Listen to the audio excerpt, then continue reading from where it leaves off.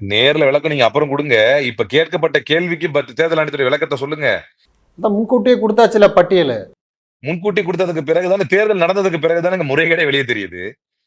ஒரு தொகுதியில இவ்வளவு பெர்சென்ட் ஹைக் இருக்குன்றது தேர்தல் முடிவுக்கு பின்னால தானே. முன்கூட்டியே பட்டியல் குடுத்தாச்சு. ஆனா இது கூடுதலாக இருக்கிறது கடந்த தேர்தல் உதாரணத்துக்கு முன்கூட்டியே பட்டியல் நீங்க குடுத்தாச்சு. எப்ப இது வெளிய தெரிய வரும் அப்படின்னு சொன்னா உங்களுக்கு ஒரு புரிதல் ஒரு ஒரு அண்டர்ஸ்டாண்டிங்காக நான் சொல்றேன்.